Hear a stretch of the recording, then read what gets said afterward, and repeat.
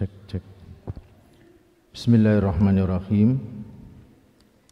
Assalamualaikum warahmatullahi wabarakatuh.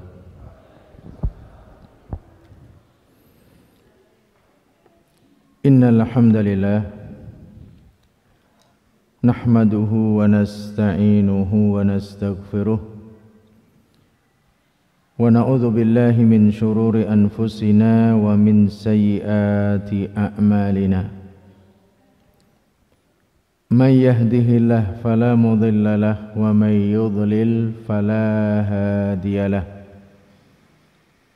Wa asyhadu an la ilaha illallah wahdahu la syarika lah. Wa asyhadu anna Muhammadan abduhu wa rasuluh.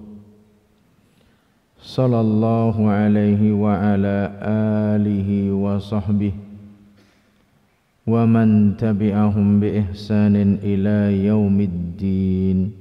Amma ba'd.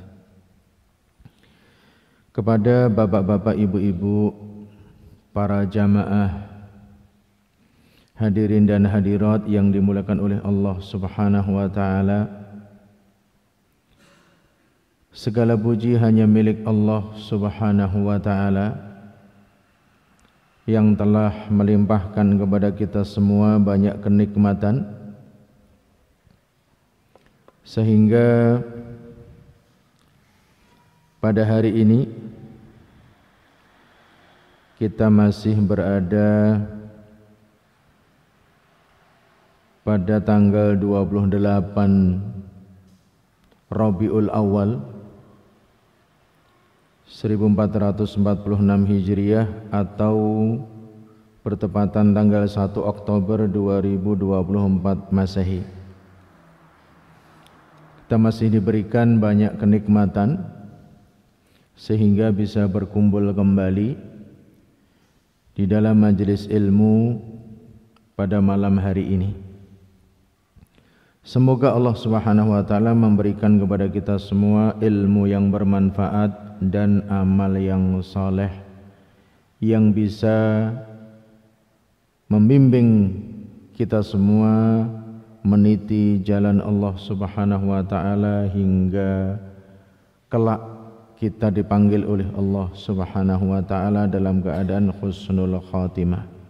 Allahumma amin. Kemudian para jamaah sekalian yang dimuliakan oleh Allah Subhanahu wa taala, kita lanjutkan pembahasan kita di dalam tafsir ayat-ayat yang berkaitan dengan hukum.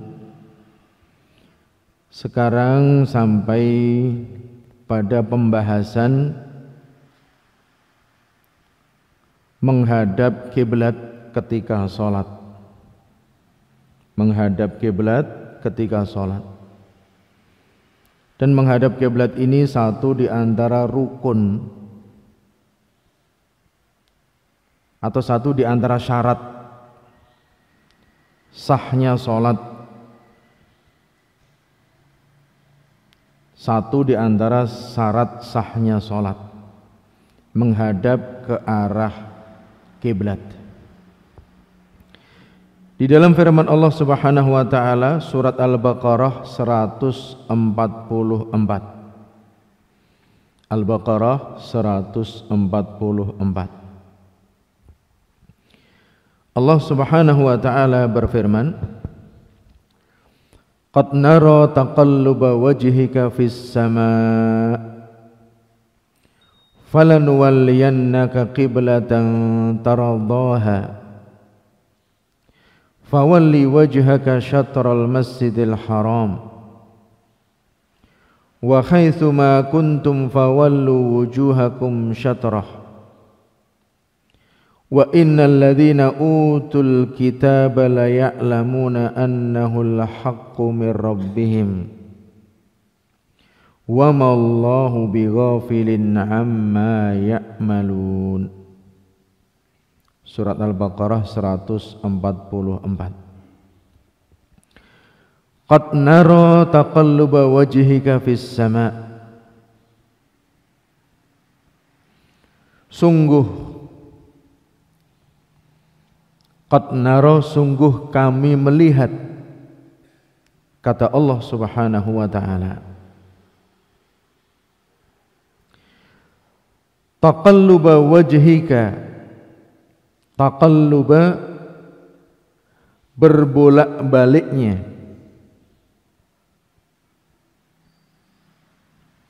wajhika wajahmu hai Muhammad, wajahmu hai Muhammad, fis sama, ke arah langit, dalam rangka menunggu wahyu.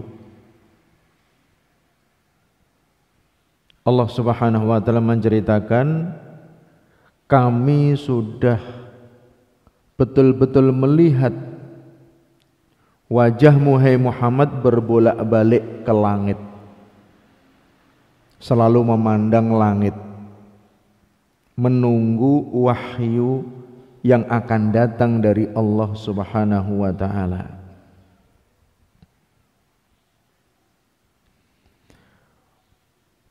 Falanuwalliyannaka qiblatan taradaha,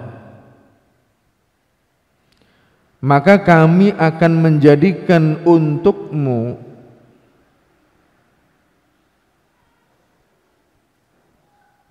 mengarah,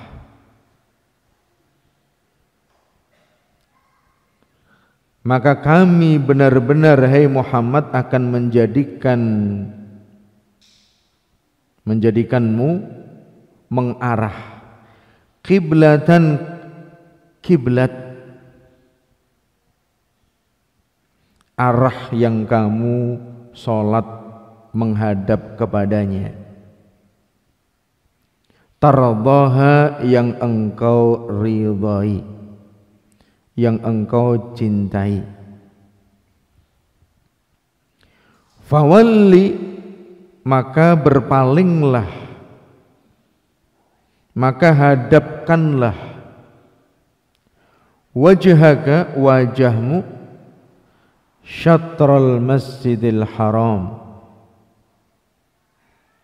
ke arah masjidil haram. Yang dimaksud adalah Ka'bah. Masjidil Haram yang memiliki kehormatan. Jadi tanah haram, tanah yang memiliki kehormatan. Diharamkan berperang, ya diharamkan menumpahkan darah, diharamkan berbuat zalim, diharamkan juga berburu di situ di tanah haram. Diharamkan menyembunyikan orang yang jahat. Di tanah haram tidak diperbolehkan. Diharamkan juga barang siapa yang menemukan barang temuan untuk mengambilnya, kecuali dia punya niat untuk mengumumkan selama-lamanya. Kalau di tanah haram harus diumumkan terus selama-lamanya.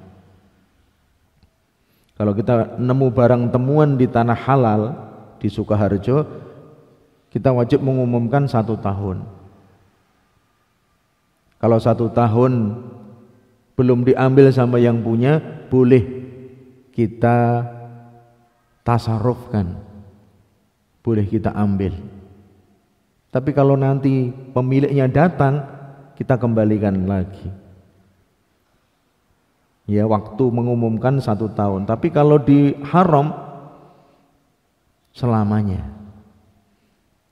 Kalau kita ngambil, mungkin ada uang, ada emas, jatuh di tanah haram, kita ambil, kita kasihkan di pos polisi, tempat kehilangan. Ada paspornya orang jatuh, kalau kita bawa, kita siap mengumumkan selama-lamanya sampai ketemu orangnya. Ini kekhususan tanah haram.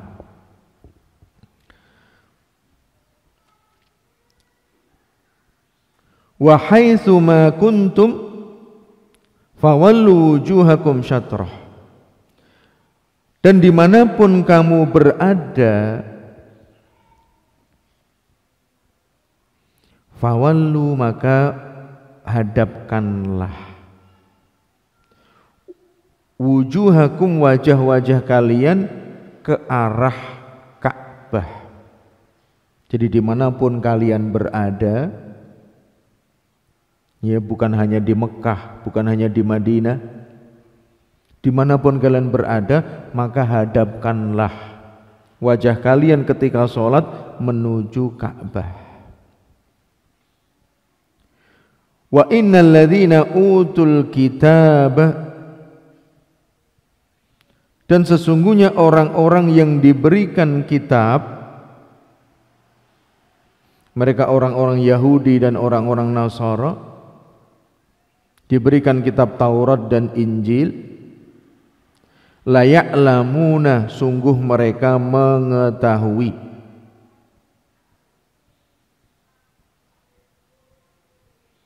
annahul haqqu mir rabbihim,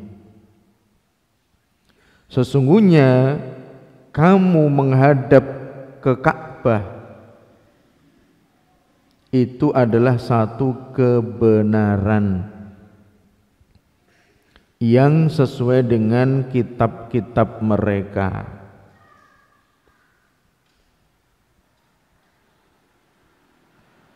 Wa mallahu bighafilin amma ya'malun, dan tidaklah Allah lalai, lupa dari apa yang mereka telah kerjakan.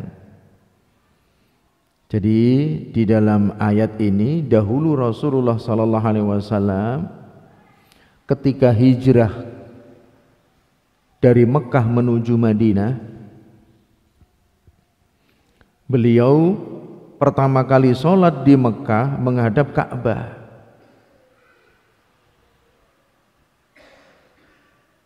Kemudian ketika beliau di Madinah,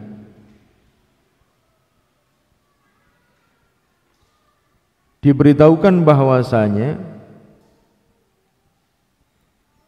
orang-orang Yahudi di Madinah sholat menghadap ke Baitul Maqdis, ke Masjidil Aqsa.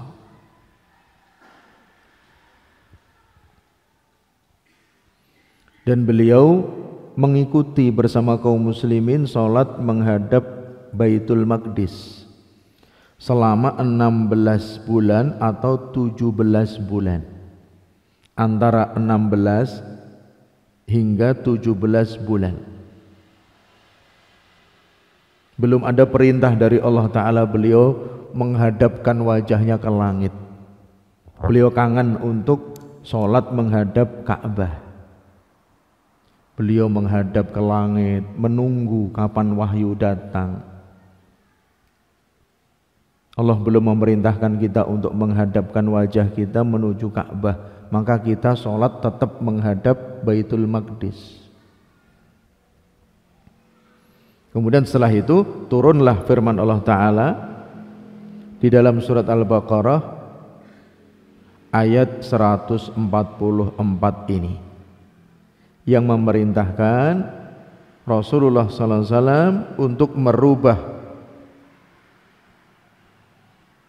kiblatnya dari Masjidil Aqsa, Baitul Maqdis, menuju Masjidil Haram. Dan diperintahkan bagi manusia semuanya ya untuk menghadapkan kiblatnya ke arah Ka'bah, baik di daratan, di lautan atau di udara. Ya kalau di laut ya pas naik kapal, ya kita kiblatnya juga Ka'bah. Ya naik kereta, ya perjalanan darat, kiblat kita juga Ka'bah. Naik bis juga sama. Ya naik pesawat, ya udara, kiblat kita juga sama. Ya bagaimana nanti ketika kita sholat di kendaraan, ya kita tayamum, kemudian sholat sambil duduk, karena di pesawat tidak ada musola, kecuali pesawat Saudia dulu ada musola, disediakan musola, ruangan kecil, sholatnya bergantian. Tapi sekarang ya rata-rata pesawatnya sudah dipakai untuk kursi komersil. Ya, apakah Saudi masih ada atau tidak? Ya, sebagian masih ada. Ya, bisa sholat bergantian. Tapi kalau tidak bisa, sholat menghadap kemanapun kita menuju. Dan apabila kita tahu mana kiblat kita ketika takbiratul ihram, kita menghadap kiblat ketika takbiratul ihram.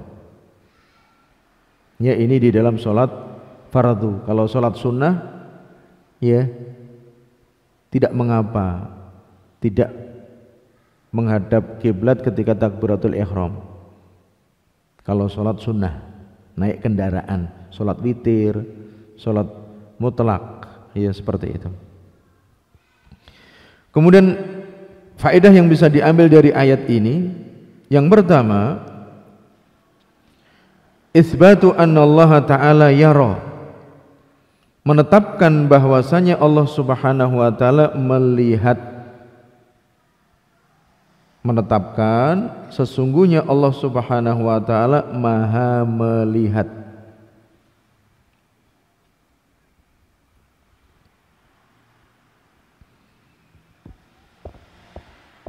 Kemudian yang kedua, kerinduan Nabi sallallahu alaihi wasallam yang sangat besar, kerinduan Nabi sallallahu alaihi wasallam yang sangat besar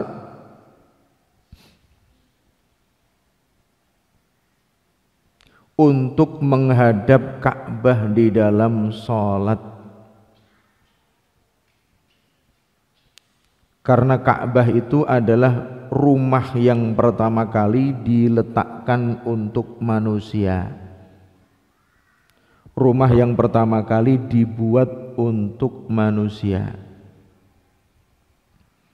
Rumah yang paling afdol, Ka'bah. Inna awwala baitin wudhi'a lin-nas lalladzi bi Bakkata mubaraka. Sesungguhnya rumah yang pertama kali Allah letakkan untuk manusia adalah di Mekah, Ka'bah. Pertama kali dibangun oleh Nabi Adam, kemudian diteruskan oleh Nabi Ismail. Sesudah Nabi Adam membuat atau meletakkan Masjidil Haram, Ka'bah, kemudian 40 tahun berikutnya Nabi Adam meletakkan Masjidil Aqsa. Jaraknya 40 tahun sesudahnya di Palestina. Kemudian dilanjutkan oleh Nabi Sulaiman. Dilanjutkan oleh Nabi Sulaiman. Kemudian yang ketiga, sesungguhnya Allah Ta'ala berada di atas langit. Nabi SAW memandang ke arah langit, memandang ke arah langit, membolak-balikkan wajahnya, menunggu wahyu. Wahyu datang dari Allah, dari langit, dibawa oleh malaikat. Ya, Nabi SAW melihat ke arah atas, rindu. Kenapa Allah belum menurunkan ayatnya tentang masalah kiblat ini? Kemudian yang keempat, para jamaah sekalian, wajibnya menghadap Ka'bah di dalam sholat.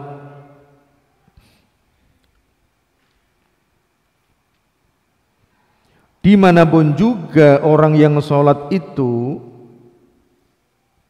apabila memungkinkan, menyaksikan Ka'bah itu sendiri, maka menghadap Ka'bah. Jadi kalau menyaksikan bentuk Ka'bahnya, yaitu langsung menghadap ke sana, seperti kita di Mekah.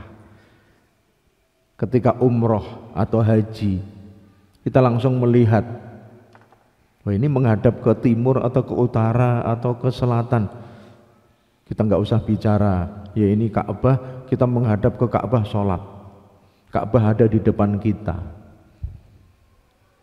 Tapi kalau nggak kelihatan, kita baru menghadap arahnya.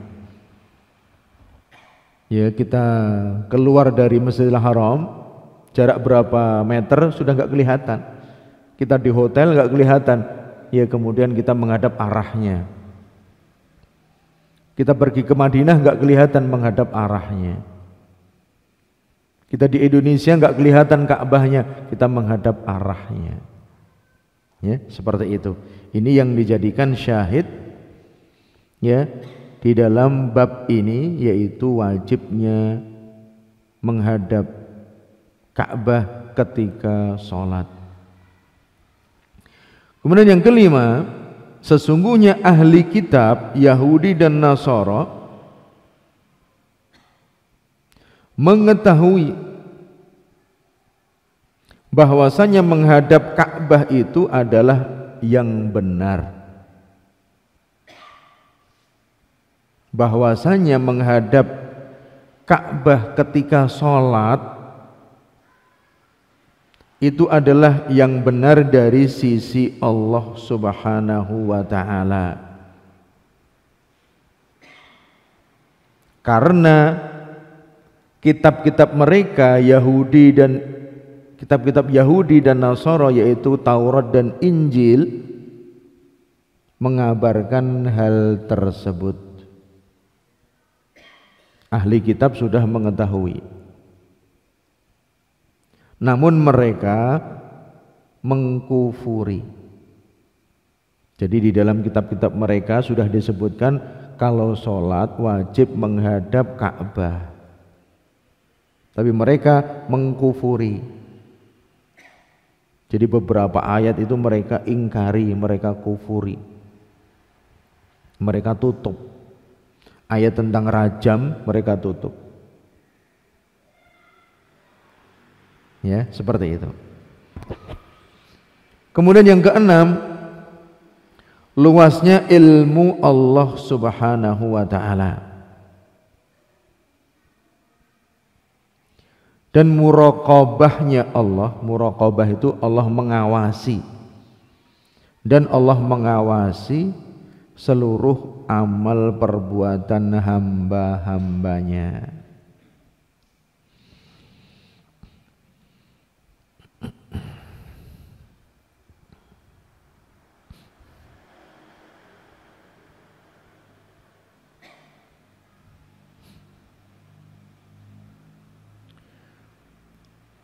Kemudian ayat yang berikutnya, surat Al-Baqarah ayat 115.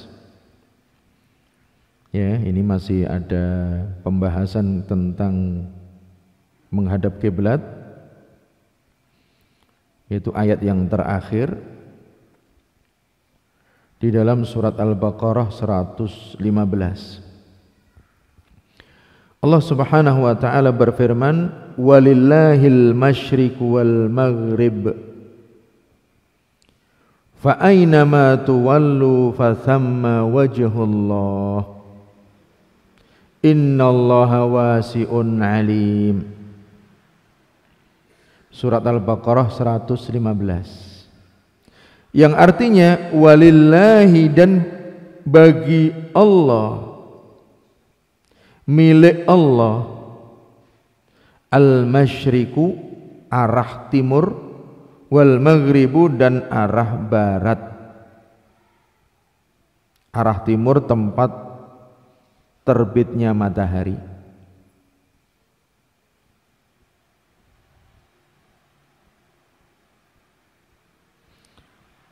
Kemudian arah barat terbenamnya matahari.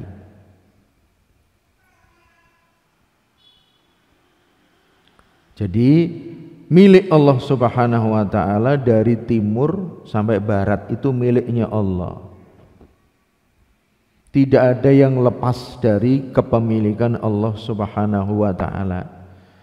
apakah itu manusia, apakah itu pohon, apakah itu gunung, laut, semuanya milik Allah Subhanahu wa ta'ala. Apakah itu bintang, apakah itu bulan, matahari, semua milik Allah Subhanahu wa ta'ala. Fa aynama tuwallu, maka kemanapun juga kalian mengarah, jadi ke arah manapun juga,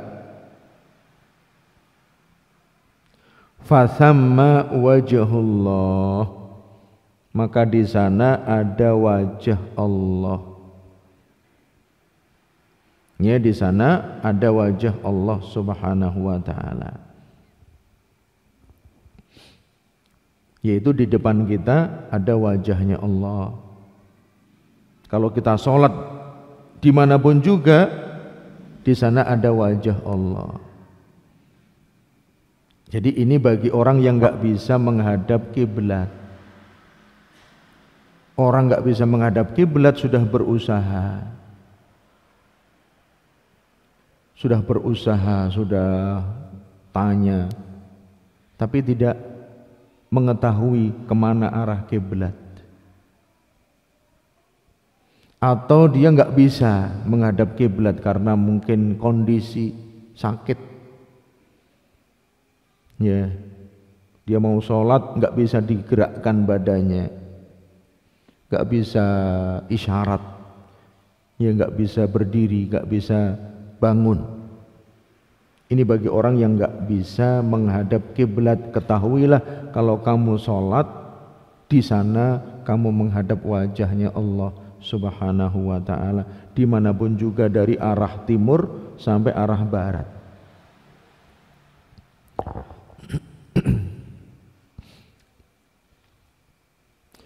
Innallaha wasi'un alim, sesungguhnya Allah maha luas lagi maha mengetahui.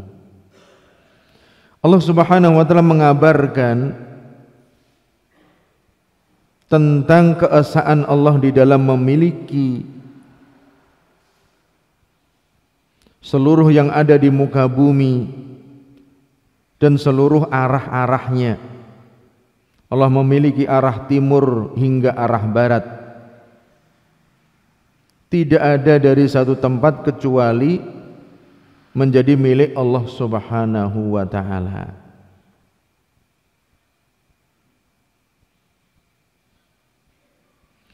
Maka kemanapun juga seseorang menghadapkan wajahnya ketika sholat, maka dia menghadap ke arah Allah Subhanahu wa ta'ala.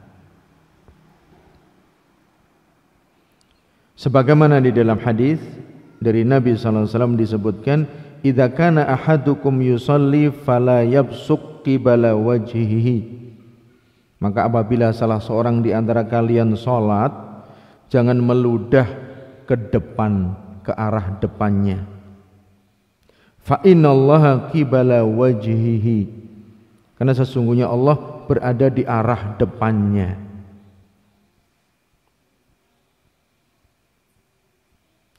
Idza shalla, apabila dia salat,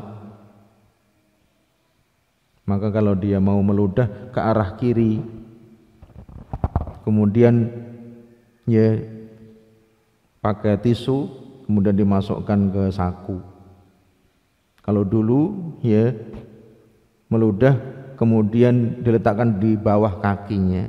Kalau dulu belum ada tisu, belum ada kain, sholatnya di pasir, ya, diletakkan di antara kedua kakinya. Kita dilarang meludah ke arah depan karena Allah berada di depan kita. Idza kana ahadukum yusalli fala yabsuq qibala wajhihi, kalau sholat harus meludah, jangan meludah ke arah depan, karena Allah berada di depannya ketika dia sholat.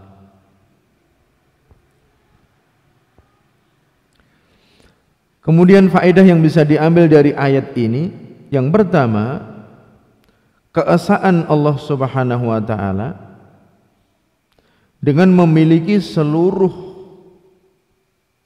penjuru dan seluruh arah. Itu yang memiliki Allah Subhanahu wa taala, seluruh arah, seluruh penjuru yang ada di muka bumi ini miliknya Allah. Yang ada di udara, yang ada di laut, yang ada di dasar laut, yang ada di darat, seluruh muka bumi ini menjadi milik Allah Tabaraka wa ta'ala. Kemudian yang kedua, faedah yang bisa diambil dari ayat ini, diperbolehkan bagi seseorang yang sholat untuk menghadap kemana saja.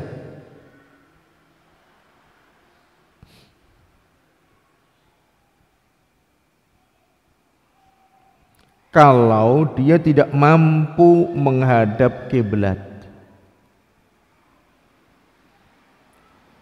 tidak mengetahui kiblatnya, atau kiblatnya rancu, apakah di sebelah sana atau sebelah sana, ini masih rancu, masih ada keraguan,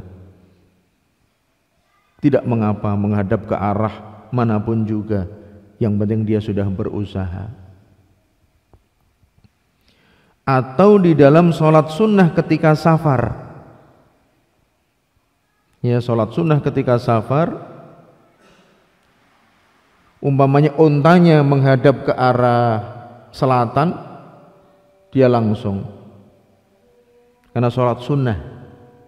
Kalau sholat wajib, dia menghadap kiblat dulu, Allahu Akbar, kemudian mengikuti arah untanya. Tapi kalau sholat sunnah tidak.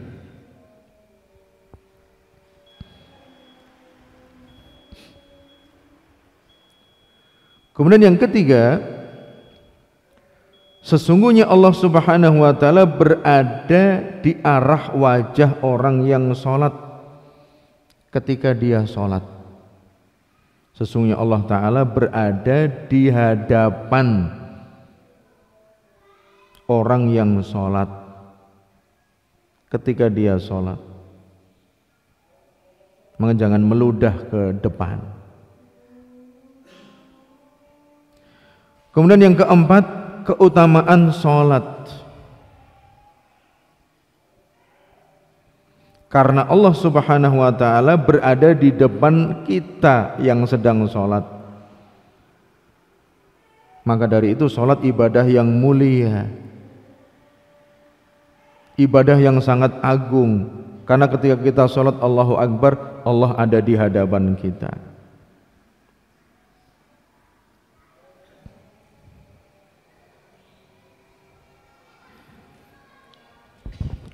Kita lanjutkan.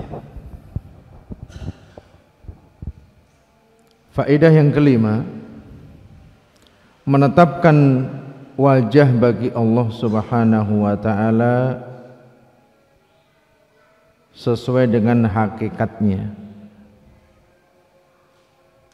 Menetapkan wajah bagi Allah Subhanahu wa ta'ala sesuai dengan hakikatnya. Kemudian yang keenam, yang terakhir, bahwasanya ilmunya Allah meliputi segala sesuatu.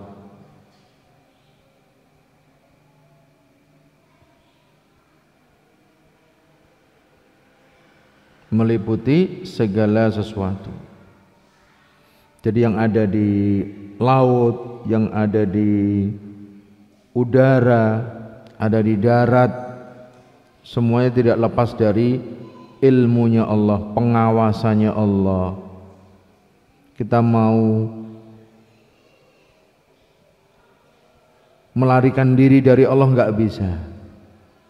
Fafirru ilallah, larilah kamu menuju Allah, bukan menjauh dari Allah, tapi menuju Allah Subhanahu wa ta'ala. Kemudian para jamaah sekalian,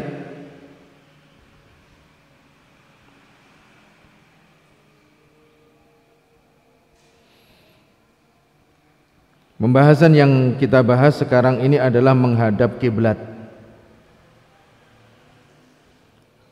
Tidak sah salat kita tanpa menghadap kiblat. Karena Allah Subhanahu wa taala telah memerintahkan dan mengulang-ulang perintah itu di dalam Al-Qur'anul Karim. Di antaranya tadi surat Al-Baqarah 144.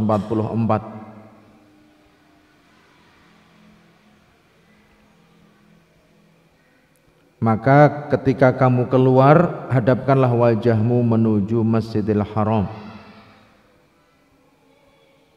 Dan dimanapun kalian berada, maka hadapkanlah wajahmu menuju Masjidil Haram. Dahulu Nabi SAW pertama kali datang ke Madinah sholat menghadap Baitul Maqdis, karena melihat Yahudi juga sholat menghadap Baitul Maqdis, maka menjadikan Ka'bah ada di belakang punggungnya. Ya, Rasulullah menghadap ke utara, sedangkan Ka'bah ada di selatannya. Namun Rasulullah SAW beliau kangen, kemudian melihat ke langit kapan datang wahyu dari Allah Subhanahu wa taala di dalam masalah kiblat ini. Kemudian Allah Subhanahu wa taala perintahkan kepada Jibril untuk menyampaikan wahyu tentang menghadap Ka'bah ketika sholat. Jangan menghadap Masjidil Aqsa lagi, tapi menghadap ke Ka'bah, yaitu menghadap ke selatan. Kemudian Allah Subhanahu wa taala memerintahkan dimanapun juga kita untuk menghadap ke arah Ka'bah jika tidak melihat Ka'bah langsung. Hal ini dikecualikan beberapa kondisi. Yang pertama, apabila kita tidak mampu menghadap Ka'bah, seperti orang sakit, dia mau diarahkan ke kiblat nggak bisa, maka menghadap kiblat ketika itu gugur. Boleh menghadap ke arah mana saja bagi orang yang sakit. Allah Subhanahu wa taala berfirman, fattaqullaha mastata'tum. Bertakwalah kalian kepada Allah sekuat kemampuan kalian. Allah juga berfirman, la yukallifullahu nafsan illa wus'aha. Dalam surat Al-Baqarah 286, Allah tidak membebani satu jiwa kecuali dengan kemampuannya. Rasulullah SAW beliau juga bersabda, idza amartukum bi amrin fa'tu minhu mastata'tum. Kalau aku perintahkan kalian dengan satu perintah, maka datangkanlah sesuai dengan kemampuan kalian. Hadis Bukhari dan Muslim. Kemudian permasalahan yang kedua, apabila ada satu kondisi seperti kondisi takut yang sangat karena ada musuh, seperti seseorang lari dari musuh, atau lari karena ada binatang buas, lari ada banjir yang akan menenggelamkannya, maka ketika itu dia sholat menuju arah mana saja, kan dalam keadaan takut. Ya, sholat khauf itu sholat menghadap kemana saja, karena kalau kita menghadap kiblat mungkin musuh akan menyerang kita dari belakang. Ya, musuh akan membunuh kita dengan mudah. Maka dari itu boleh untuk tidak menghadap kiblat kalau kita dalam keadaan takut dari musuh, takut dari binatang buas, takut banjir, takut gempa dan lain sebagainya. Itu boleh sholat menghadap ke arah mana saja. Ya, kalau kita dalam keadaan takut sebagaimana firman Allah Ta'ala, fa in khiftum farijalan aw rukbana. Kalau kalian takut maka kalian bisa sholat dalam keadaan naik kendaraan atau berjalan kaki. Fa idza amintum fadhkurullaha kama 'allamakum ma lam takunu ta'lamun. Kalau kalian sudah tenang, maka berzikirlah kepada Allah. Mengingatlah Allah sebagaimana Allah ajarkan kepada kalian dari apa yang kalian dulu belum mengetahui.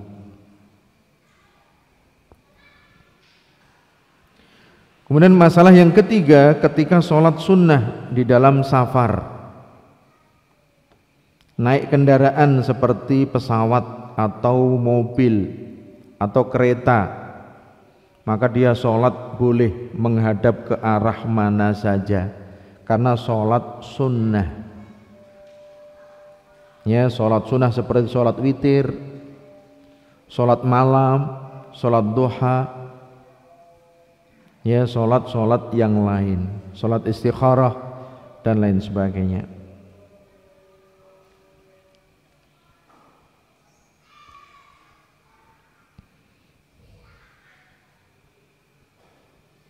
Jadi ini tiga kondisi yang boleh untuk tidak menghadap kiblat.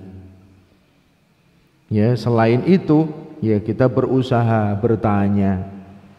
Kita nggak tahu ya bertanya.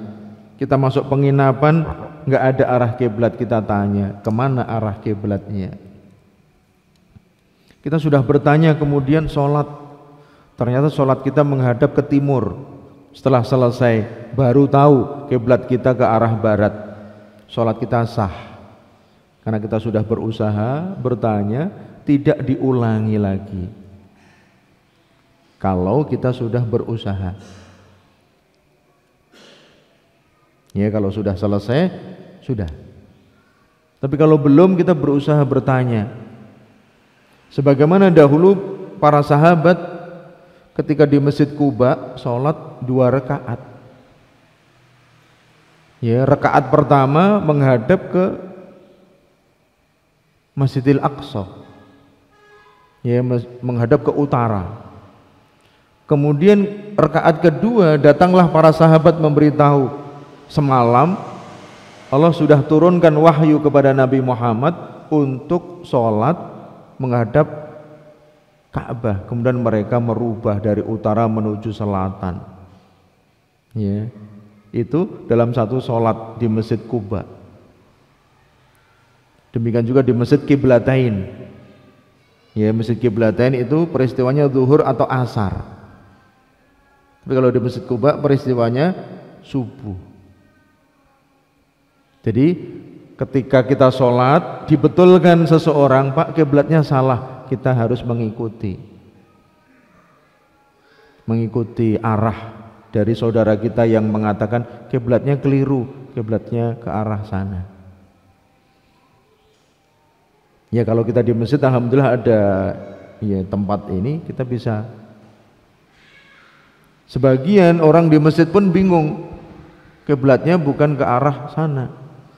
Mungkin melihat oh ya masjidnya ke arah jalan, dia kiblatnya ke jalan.